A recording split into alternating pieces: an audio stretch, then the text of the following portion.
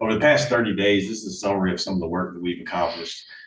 We have evaluated route adjustments based on field investigations performed by CDM Smith and Seguasa. So we have had to make a few tweaks here and there to the proposed route for the gravity and gravity lines and force mains.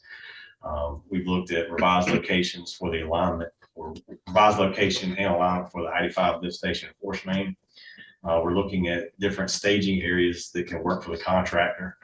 We've got miles and miles of pipe we have to purchase, so we're trying to find somewhere where the contractor can stockpile all that material for construction. Working on the USDA application, environmental report, and their preliminary engineering report as required for that funding. Survey has been completed for the Southern Gravity Interceptor. Last month, I mentioned that the Northern Interceptor survey was complete. The Southern Interceptor is complete now, so design has begun on both of those. And then we're continuing with the surveying, land surveying, and subsurface utility exploration. I'm sorry, and should have all the surveying complete within the next couple of months. Over the next 30 days, I should have the draft USDA environmental report and engineering report submitted to us for review. In addition, the USDA required preliminary engineering report will be submitted to us. I'll have the final flow projection hydraulic, water hydraulic modeling memorandum from CDM submitted to us. Should have survey completed for the East Middleton lift station and associated force main. And then we're going to continue with the survey work for the remaining lift stations and force mains. And as I just mentioned, the design is underway for the Northern and Southern gravity interceptors, so that will continue. So I've got an updated schedule here.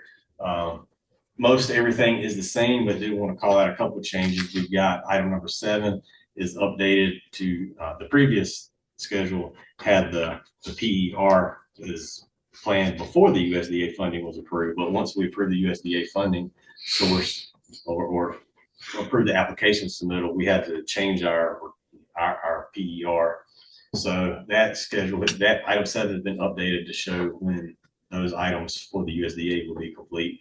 And then one that we had not updated was the public notification. Right now, we're looking at doing our first public meeting at the 60% design stage. We wanted to get farther along into this, where we had a pretty good idea of which side of the road all the lines were going to be, what the impacts to properties could be, what easements we would need. So we're looking at doing a public meeting at the 60% stage.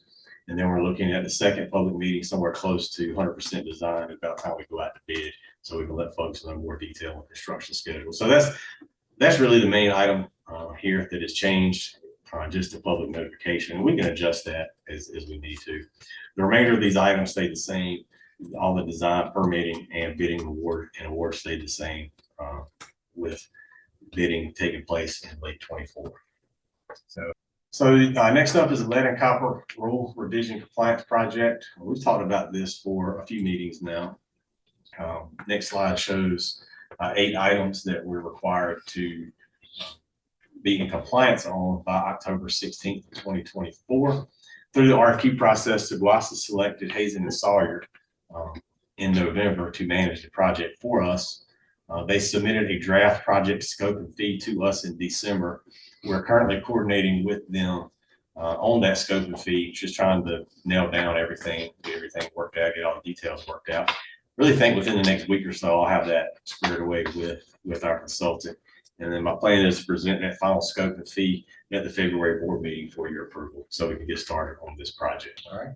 Next up is the PFAS investigation and management project.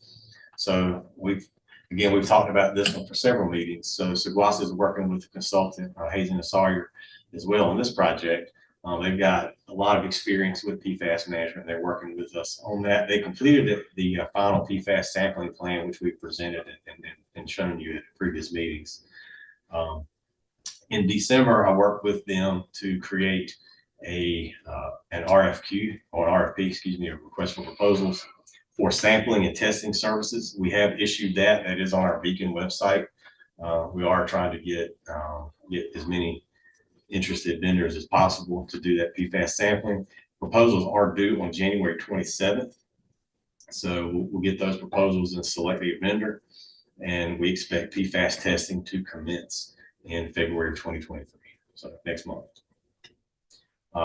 This diagram shows the 7 locations on Lake Holt where we plan to do the first grab samples, where the vendor would go out on a boat and have to collect samples, which would then be sent to a lab for analysis to determine, what level PFAS there is in the water. So those are 7 sites. So step 1 is going to be grab samples. We're going to do 2 months of this testing.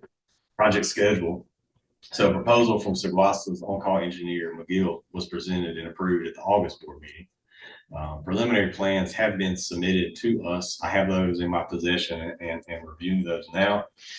We anticipate the project being ready to go out to bid in February or March of this year, with construction soon to follow. The plan right now is to remove those 9 tanks and go back in with 4 new tanks, 2 caustic and 2 alum. We've decided we don't need 9 tanks. We can go back in with 4 larger tanks. Should save us some money there. But that's what the current plan is. So on Labor Day of 2022, 24-inch water main broke basically in the front yard of the water treatment plant. I think everyone here probably remembers getting updates on that. And the break drained all 1 million gallons of water from the 1942 water tower. So in November of 2022, our staff noticed that we had a leaking water main valve near the location of that previously repaired water line. So what we determined happened, the rush of water from the water tower. So I guess before I get there, I'll just talk about the picture really quick. The picture there, you can see the approximate location of the water main break on that 24-inch line. That's what we repaired on Labor Day.